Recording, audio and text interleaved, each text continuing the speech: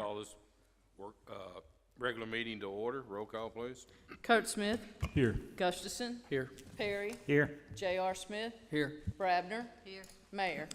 I am here. Our invocation and pledge will be led by Councilmember Shane Perry. If you please rise. Father, we thank you for the great day you've given us here in Spanish Fort. We thank you for all our citizens. We thank you for all our law enforcement, fire, police that serve us and serve our city daily. We thank you for all our employees that keep the city running smoothly. Father, we thank you for all the soldiers that are in the field today. And we pray especially as you protect them and all the citizens in our wonderful city. Father, just pray that you give us wisdom and guidance tonight to make all the proper decisions.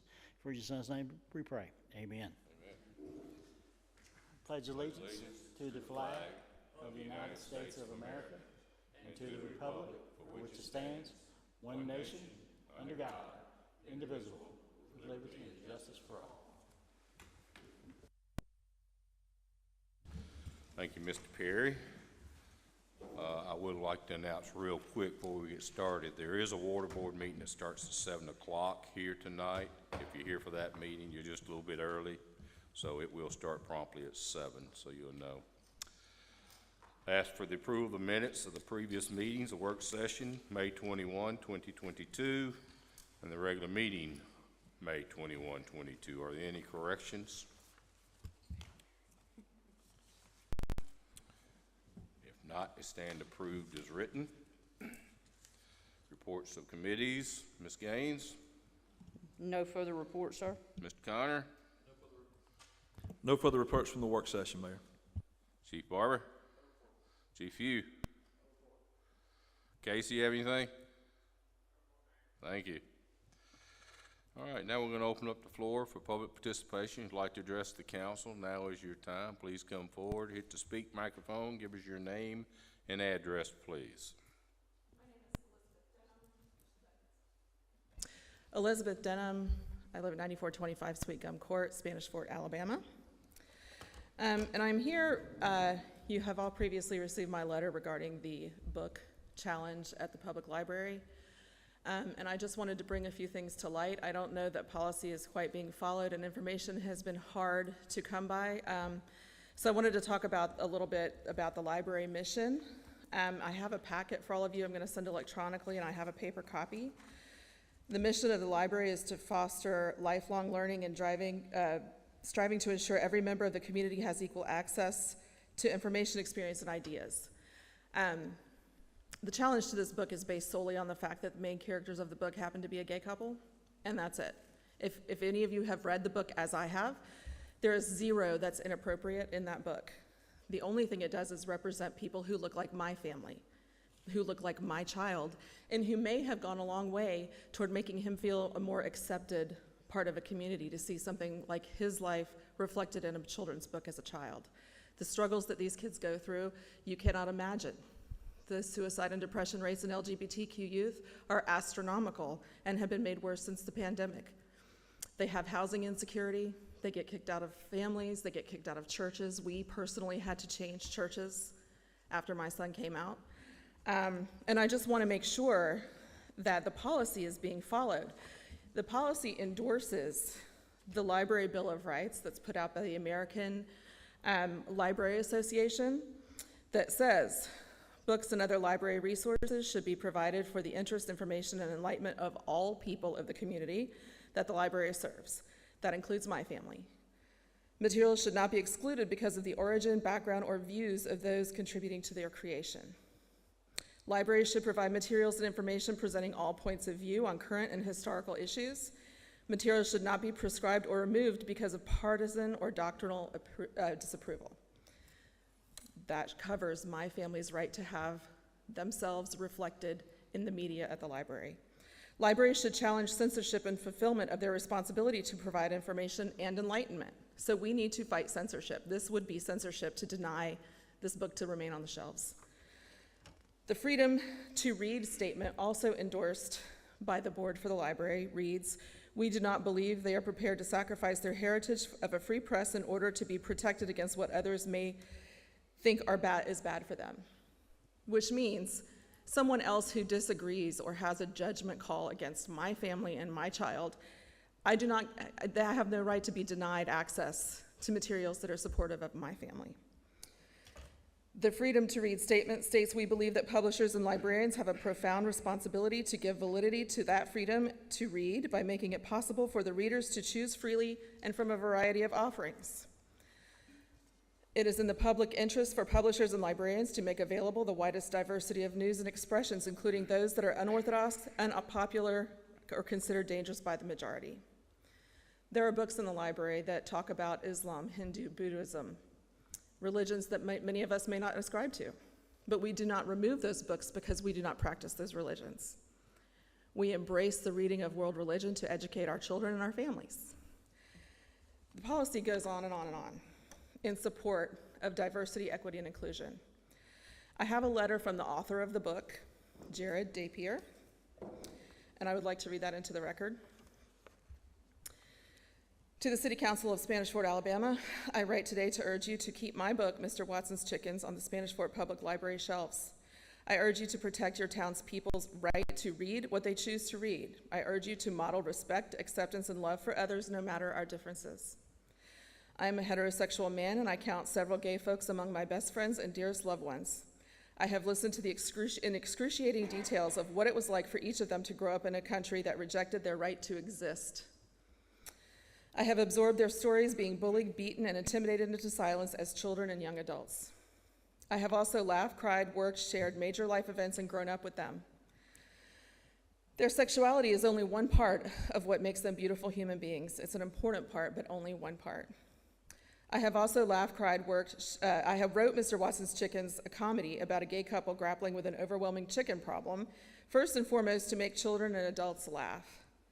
If you've ever spent time around chickens, you know that they can be cranky, greedy, and dramatic little fuss budgets. They make us laugh, and we can all use more laughter in our lives. But why are the main characters gay? Because that's how they arrived in my imagination, and there was no reason to change it.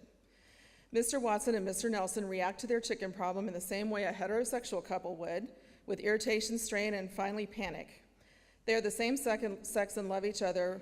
The fact that they are is beside the point. Their sexuality, just like their reaction to hundreds of chickens taking over their home, is normal. The young people in your town deserve to read a book that tells them that their gay family, parents, classmates, and friends and neighbors are normal. The young people in your town who are themselves gay deserve to see that an essential, true part of themselves as a regular thing, in such a regular thing as keeping backyard chickens. Often when a person or group of people censor books, they are acting out of fear. They seek some measure of control, but book banning isn't an appropriate response to fear. The hideous irony is that when books, speech, and thought are censored, it stakes fear, mistrust, and misery in our communities. When this happens, other people's lives, personal safety, and a right to a peaceful existence are at risk. A writer whose books I like, named Herta Miller, once wrote, "Censorship of the word does not end on paper, but on the skin of human beings," and that could not be more true. Banning Mr. Watson's Chickens will not make gay people in your town or anywhere else exist any less, but it will turn them into targets of belittlement, violence, and hate. That is an unacceptable, unloving, and inhuman thing to do. Before you vote on whether to protect the book I've written and in which Andrea Surumi illustrated, ask yourselves these questions. Am I scared? Am I judgmental? Am I hateful? Or am I courageous? Am I respectful? Am I loving? Please do the right thing and vote to leave my book about two men and their overwhelming chicken problem on your public shelves. Thank you for your time. Sincerely, Jared Dapier, author, Mr. Watson's Chickens. I have 15 letters from community members in support of this book. You're not going to read all 15. I am not going to read all 15. One I would like to read, though, is from my ex-husband, who is my son's father, my gay son's father. And then the rest of them I will send to you electronically so that you can read them all. That would be great. Is that fine? If you do that, that'd be Okay. fine. Thank you. City Council of Spanish Fort, Alabama, it has come to my attention, he lives in Virginia, but his sons have been have been raised here for the last 10 years. It has come to my attention that the council is considering banning a book or to have it removed because of two characters in this children's book are gay. It has been argued that this representation of a loving gay couple in a children's book amounts to subtle indoctrination into homosexuality. I am the father of 3 boys who attended and graduated from Spanish Fort High School. As Spanish Fort High School was fairly new when my oldest was a freshman, I was unsure of what to expect. It turned out that it was an excellent school. I was happy that all 3 of my boys received an excellent education. I believe this reflects well of the community of Spanish Fort. My middle son, Luke, came out as gay in his junior year. I was more than worried for him. He had played lacrosse with a fine bunch of young men from 7th grade to his senior year. He had many close friends on his team, but I was unsure if they would accept him as gay. It turns out that he was accepted by his team and also by his classmates at Spanish Fort High School. I am heterosexual. I come from a family of 5 brothers and 3 sisters. One of my brothers is gay and the rest are heterosexual. I am the biological father of my 3 sons and the stepfather of 2 sons from my second marriage. One of my 5 sons is gay. My gay brother and my gay son were not indoctrinated into homosexuality. They are gay, they just are. When he came out to me, I'm sure my son worried how I would react. I have always been loving and supporting to him, but I am sure he's still worried if that would change the way I felt about him. It took a bit of courage on his part. Having a gay older brother, I had already gone through one family coming out. My brother was accepted by the family with the exception of our brother-in-law from Costa Rica who had been raised to believe being gay was wrong. They had become close friends, and I believe my brother-in-law felt betrayed. It took a few years for him to realize that my brother was still the same person. I would like to think I have shown nothing but love and support to my gay son as he is now working through graduating from college, finding a career, and in his first serious relationship. To me, there was no choice but to continue to love and accept him. Just imagine if I had reacted negatively to his coming out. If I truly believed in my heart that being gay was wrong, no amount of praying or arguing or sending my son to a program to be scared straight would change the fact that he is gay. I asked the City Council to consider this argument against banning or removing this book. I am not gay, nor am I a trained psychiatrist, but I believe that homosexuality is not a learned trait. However, I know that hatred and intolerance are most often taught.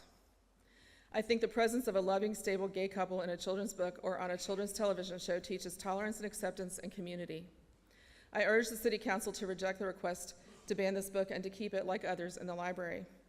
Very respectfully submitted, Joseph O. Riasti, proud and loving father of a gay son and 4 heterosexual sons, and he has a postscript. Even writing that out at the end, somehow differentiating between my sons due to their sexual orientation just seems wrong. You are the City Council and represent the entire community. Please do the right thing. So in closing, I just would like to encourage you, the policy states that we have 30 days to respond to the complainant. I'm not sure when she filed that, but I think we're closing in on the 30 days. And I know you've said there's a public meeting scheduled. I have not seen a date. I don't know when that's going to take place. Have you established a date yet, Dave? What I was going to say is that the policy says that that it does require that there be a response given within 30 days. Yes.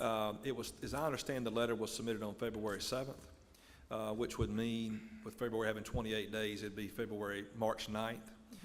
Under the circumstances, our librarian has been ill, and this also requires the deliberative process. So we've been gathering some information to take a look at this. And so what I promised you on behalf of the City Council, and just so you know, the library board is the one that actually hears the appeal. So all the information that you gave really needs to be given to the library board when that meeting occurs. Now, the City Council does sit as the library board. Right. But the mayor is not a voting member on the library board. It would just be the 5 members. I understand, and the I understand chairman- that there's going to and be the another chairman- public meeting, but my and the point chair- is, But let me go finish ahead. pleading if I can.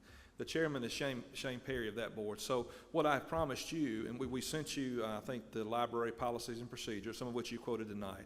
What I promised you is that there would be an open meeting where the library board could just look and talk about this, that I promised you would receive notice and know exactly when that was going to occur. Want you to come, bring whoever you can. We'll also post it publicly when that happens.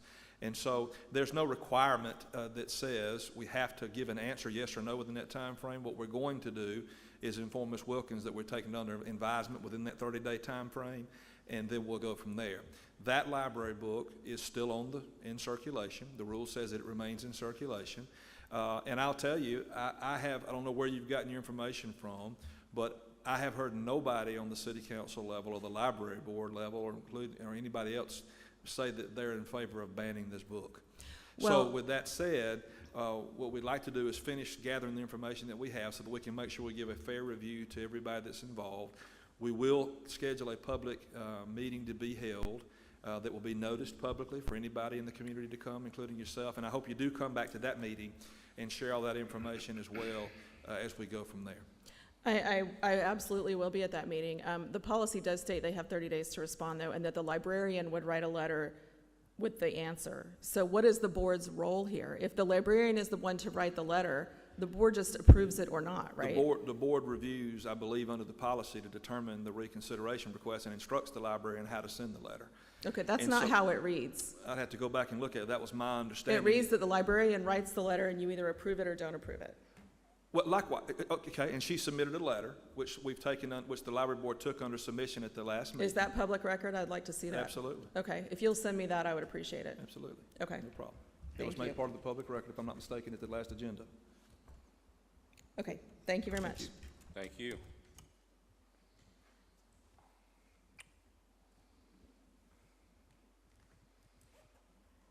Anyone else under public participation?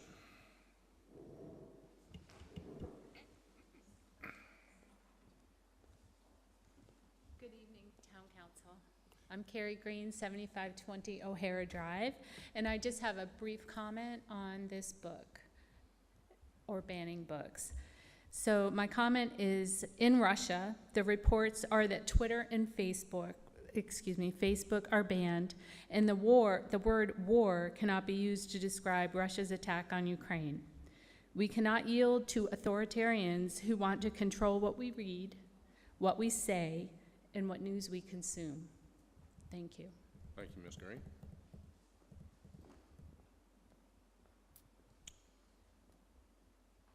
Anyone else?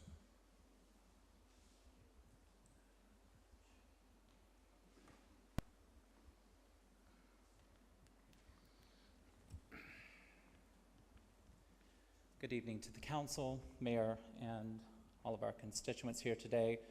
36351 Bromley Road and 16448 Scenic Highway 98 in Fairhope, Alabama.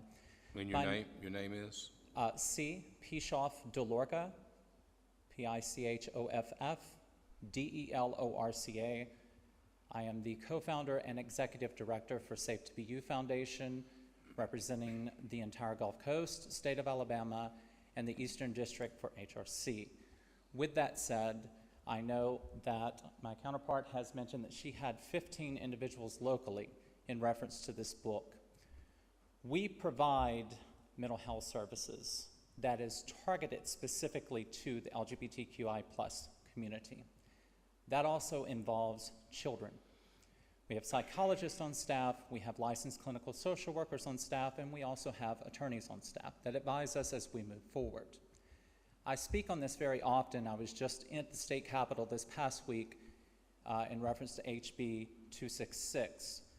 And in that, I addressed Representative Allen in the same way that I address you all tonight, whether it is your decision or whether it is not your decision. You are community members and you do hold a position in this community, and it does fall on you to speak one way or the other on all of these issues. With that said, I have literally had children that have come to us that were so hurt by the communities in which they live and the picture that those communities are painting for them to where they don't exist in it. Several of these children, unfortunately, thought that that picture was so grim that they decided death was better than trying to attempt to live within the constraints of the world in which they were trying to be so desperately a part of. And I will say the same thing I said to Representative Allen. I am tired of putting our children in the ground for other people's discomfort. This is not a book we're asking to place on the shelf. It's a very, very simple decision. The book is already on the shelf. It has resided on that shelf for a while. It has offended no one before until now because someone decided to pick it up.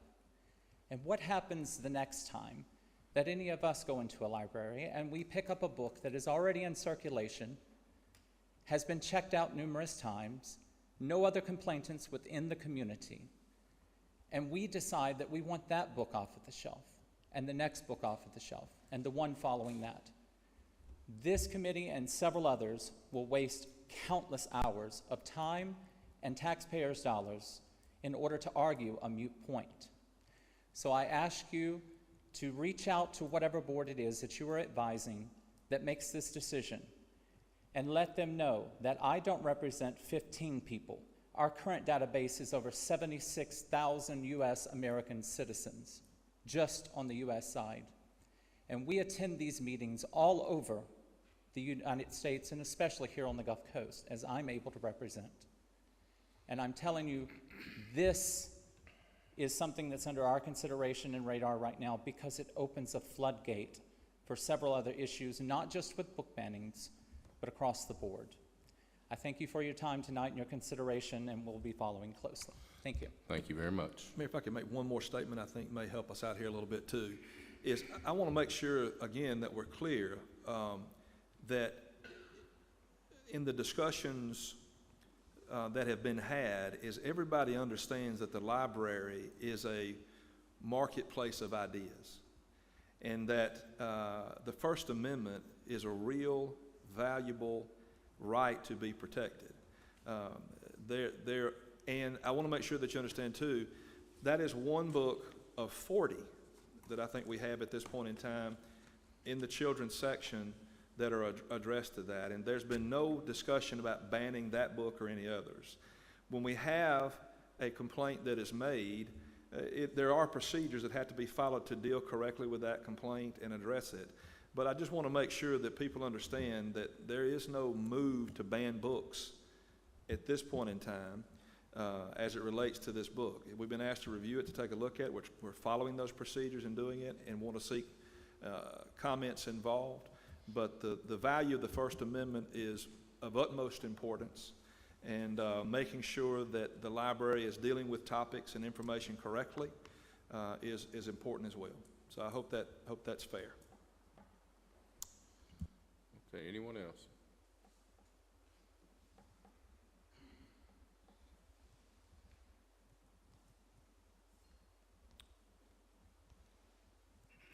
Hello, my name is Kate Nelson Dooley. I am a licensed independent clinical social worker, and Your address, please. Yes, sir. My address is 100 Perry Circle. My home address is 100 Perry Circle. So I provide counseling, therapy services to children and families. So that means that when I provide counseling, I use books, and happens to be the book that has a complaint is one of the books that I like to use. There are a few other books that I like to use, but part of my job is advocacy, and I just have to say, like, I know that there is something saying that this isn't the place, but this is the place, because this is the start of, this is such a terrible thing for the mental health of children to ban a book like this. And it's the parents' responsibility to censor, but they shouldn't censor this book. And what are we going to do? Ban all the adult books with curse words and ban all the other books? You know, I mean, it's the parents' responsibility to monitor books, or the caregivers. So don't ban the book. The end. Okay, anyone else? Okay, moving on to announcements. Please join us for a free concert event for your family. The Baldwin Pops will be performing here at the Community Center March 20th at 6 p.m. Come out, bring your blankets, tailgate chairs, and enjoy some music on the grounds of the Community Center. Also, on Friday, March 25th, the City of Spanish Fort and the Spanish Fort Public Library will host our first family movie night on the grounds here at Spanish Fort Community Center. Come out and enjoy the Lego movie.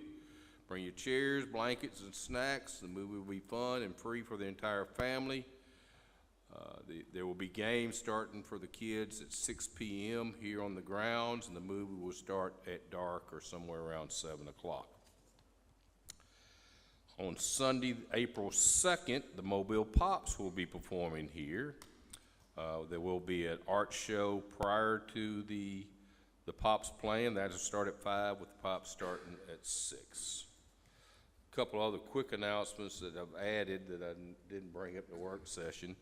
The Red Cross will be having a blood drive here on March 17th from 2 to 3 10 to 3, excuse me. Please look at the website for further information. And as I mentioned earlier, the Water Board will have a meeting immediately following this one, or 7 o'clock, whichever comes first. We have a special presentation, one that I'm always glad to participate in, an anniversary plaque for a city employee, an employee that I'm gonna get this story out of him before this night's over. 20 years of service. Sergeant Cam Calloway, if you'll please come to the podium.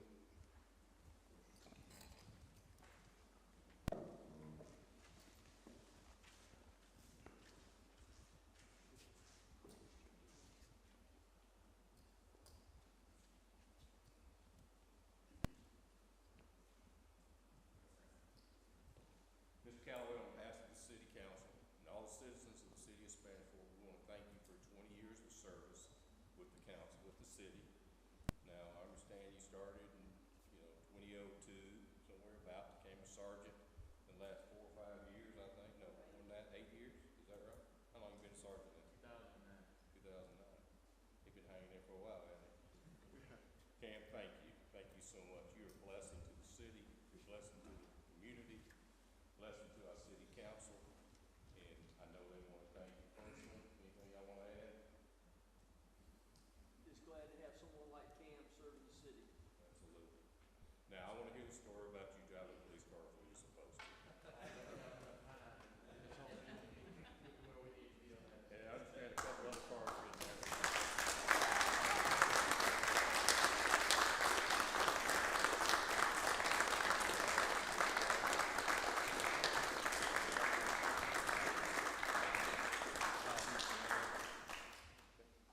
I didn't really come here, expecting to say anything, but, it's been an honor, to serve here at the city, Spanish Fork Police Department for the 20 years that I've been here.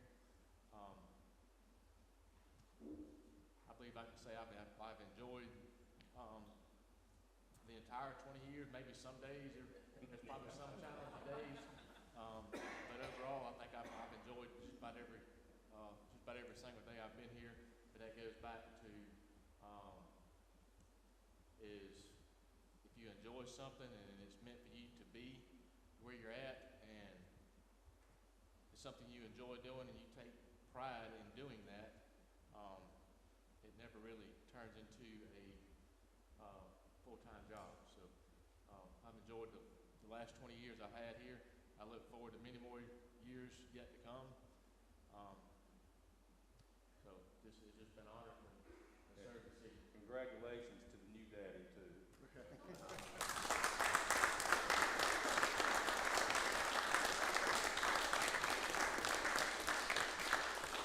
certainly not surprised by his words. That's just Cam. That's how he is. He is very lighthearted. Always enjoyed being around. Always got a smile on his face, and does things the right way. We appreciate you very much, sir. Thank you. Thank you. Thank you, Mayor.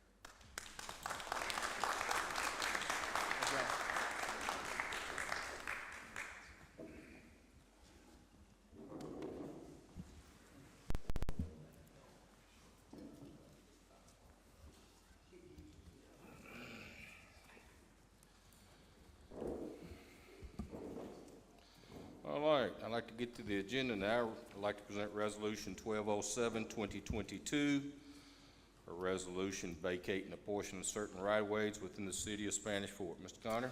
Mayor, this is a resolution vacating a portion of certain right-of-way located adjacent to property owned by Alfred L. Morgan Jr., Deborah M. Morgan, Ray Downey, William C. Barnhill, Paula Barnhill, and Pamela Davis Green. They filed a petition requesting that the city consider vacating this certain portion of this right-of-way. It was actually held for public hearing at the last meeting and previous meeting, and approved by the city council. There's a publication deadline that has to occur within a certain period of time, and out of an abundance of caution to make sure we got that publication deadline, I'm requesting that the city council, just for record purposes, reapprove, confirm, and ratify this resolution tonight for publication purposes. Thank you, Mr. Connor. Any discussion from the council? Do I have a motion? Make a motion to reapprove and ratify Resolution 1207-2022. Second. Motion and a second. Any further discussion? Roll call, please. Kurt Smith, Yes. Gustafson, Yes. Perry, Yes. J.R. Smith. Yes. Brabner. Yes. Mayor. Yes, the resolution is adopted. I'd like to present Resolution 1209, 2022, a resolution concerning the use of coronavirus state and local fiscal recovery funds. Mr. Connor. Mayor, the federal government made available certain funds pursuant to the coronavirus state and local recovery funds legislation that authorizes the expenditure of funds for government services in an amount equal to the revenue loss experienced during the COVID-19 public health emergency. The City of Spanish Fort has received certain of those funds, and the United States Department of Treasury in January issued a final rule regarding the use of those funds, and they established a standard allowance of $10 million for any municipality or governmental agency which elected to use that standard allowance. Under the circumstances, based on the fact that the city has received less than $10 million of funds from that act, and is authorized to use a standard allowance of $10 million. This is just a way, a bookkeeping measure to use that allocation for purposes of proving and justifying the use of those funds. Thank you. Mr. Connor, any discussion from the council? Do I have a motion to adopt? Motion to adopt Resolution 1209, 2022. Second. Any discussion? Roll call, please. Kurt Smith, Yes. Gustafson, Yes. Perry, Yes. J.R. Yes. Smith. Brabner. Yes. Mayor. Yes, the resolution is adopted. I'd like to present Resolution 1210, 2022, a resolution concerning the expenditure of funds for the stormwater drainage project. Mr. Connor? Mayor, as mentioned in the previous resolution, the federal government made available coronavirus funds for the purpose of offsetting revenue and authorized the types of expenditures for which the money could be used. Drainage improvements and other improvements along with infrastructure are authorized.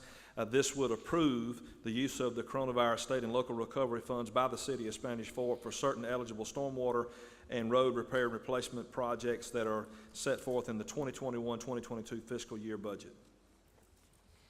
Thank you, Mr. Connor. Discussion from the council? Do I have a motion to adopt? Make a motion, we adopt Resolution 1210, 2022. Second. Any discussion? Roll call, please. Kurt Smith, Yes. Gustafson, Yes. Perry, Yes. J.R. Smith. Yes. Brabner. Yes. Mayor. Yes, resolution is adopted. I'd like to introduce Resolution 1213, 2022, a resolution authorizing the mayor to execute an agreement between the City of Spanish Fort and the City of Daphne, Alabama. Mr. Connor? Mayor, this is a proposed resolution with the City of Daphne, approving an agreement with the City of Daphne for the provision of jail housing, substances, and keeping of adult detainees in the Daphne Municipal Jail. As you know, the city community knows the City of Spanish Fort does not operate its own municipal jail, so therefore it contracts with local agencies to provide those services. This is an agreement with the City of Daphne to provide those services for adult detainees at a cost of $60 per day during the week and $90 per day on the weekends. Thank you, Mr. Connor. Any discussion from the council? You know, Chief, if you'd opened up the jail, we wouldn't have to do this, right? I don't want a jail. I didn't think you did.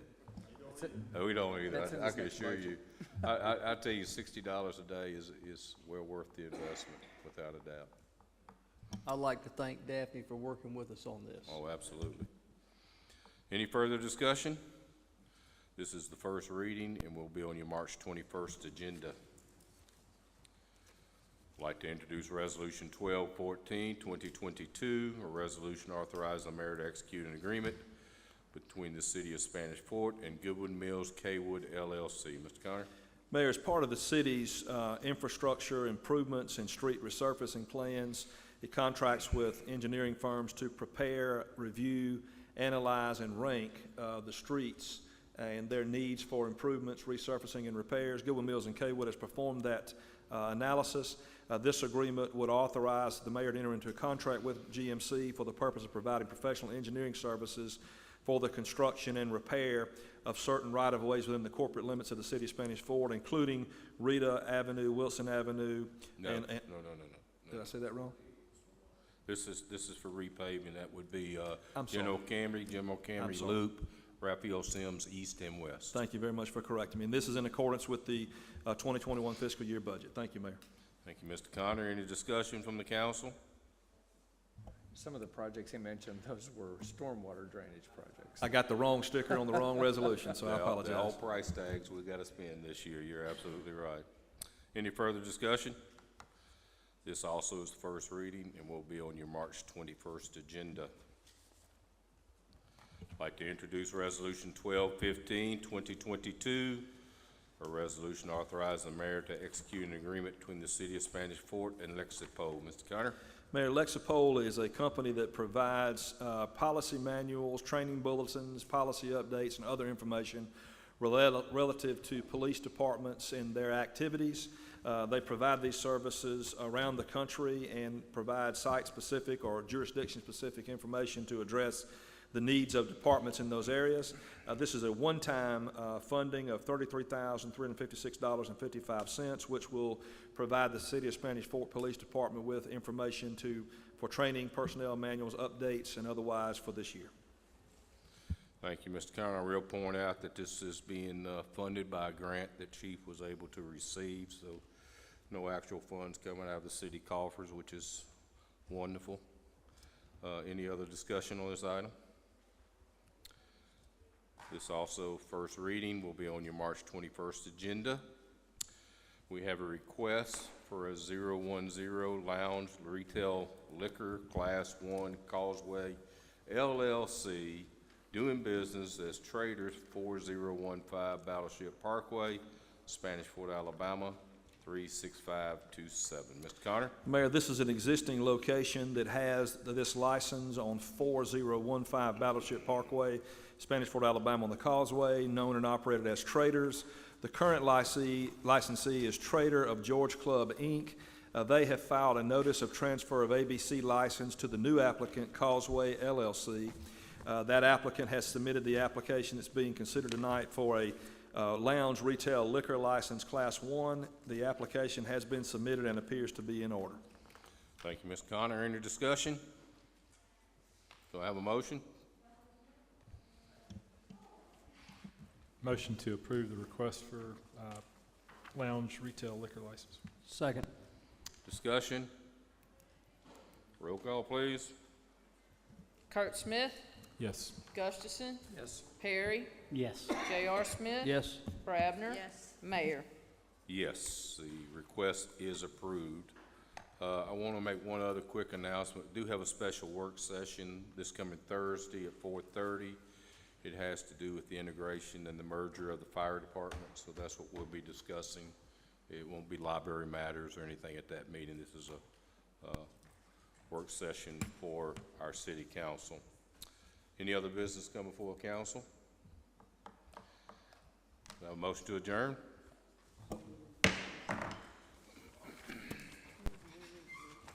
Jail contract. There's $90 on weekends. Yeah, it discusses a prorated amount.